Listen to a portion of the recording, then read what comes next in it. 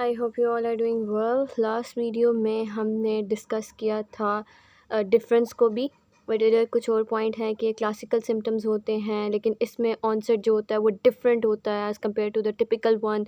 इसका जो most common cause है वो इधर मेंशन करके बताया हुआ है और इसके जो सिम्टम्स हैं वो बताए हुए हैं, ठीक है। तो अभी जो है वो हमने क्या करना है कि ये चीज़ें तो हमने देख ली, ये हमने लास्ट वीडियो में डिस्कस किया था, तो इसको पढ़ने की ज़रूरत नहीं है। अब हम नेक्स्ट जो पढ़ने लगे हैं वो हॉस्पिटल एक्वायर्ड नमूनिया है, जिसको HAP बोलते हैं।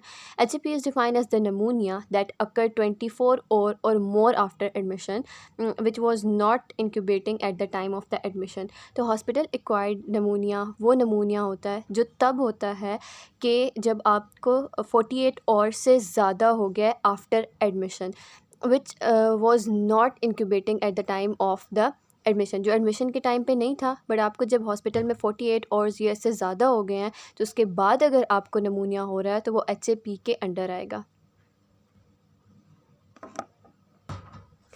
हॉस्पिटल एक्वायर्ड नमूनिया में हमारे पास pneumonia that was not incubating upon admission, जब आपने एडमिशन करवाया अपने पेशेंट का तो उस टाइम पे उसको नमूनिया नहीं होगा। ये तब होता है जब उस पेशेंट को मोर देन 48 आवर्स हो जाते हैं हॉस्पिटल में, तो फिर आएगा। अगर लेस देन 48 आवर्स होते हैं तो वो कैप में आता है, कम्युनिटी एक्वायर्ड नमूनिया में आता है। और अगर हम लोग कहते हैं कि अगर 48 आवर्स से ज़्यादा हो गए हैं तो वो फिर हॉस्पिटल एक्वायर्ड नमूनिया में आएगा।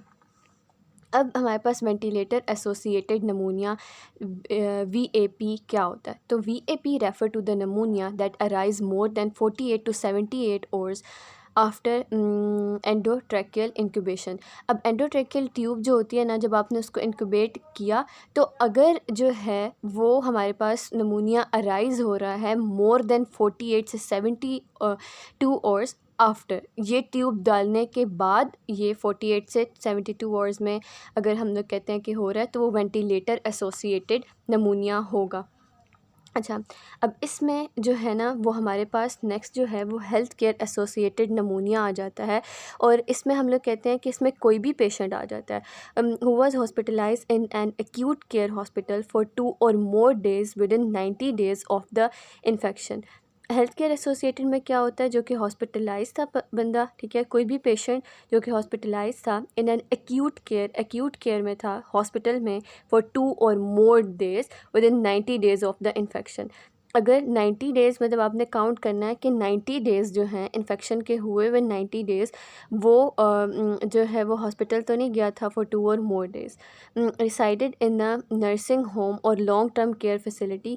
अब इसमें हमारे पास क्या होती है, ये इन हॉस्पिटल में ज़्यादा होता है IV एंटीबायोटिक थेरेपी या कीमोथेरेपी या वोंड केयर तो नहीं उसने ली लास्ट 30 डेज़ में, और हॉस्पिटल या हीमोडायलिसिस क्लिनिक तो नहीं अटेंड किया। तो इन शॉर्ट हम लोग इसमें इस तरीके से डिस्कस करते हैं कि हम लोग कहते हैं कि जो हेल्थ केयर वाला होता है ना उसमें सिर्फ हॉस्पिटल नहीं आ जाता, उसमें क्लिनिक्स भी आ जाते हैं, ठीक है। हीमोडायलिसिस के लिए अगर वो जा रहा है या कोई भी उसने IV एंटीबायोटिक लिया या कोई भी ऐसी चीज़ ली है तो उससे अगर उसको नमूनिया हो रहा है तो वो हेल्थ केयर एसोसिएटेड नमूनिया होगा।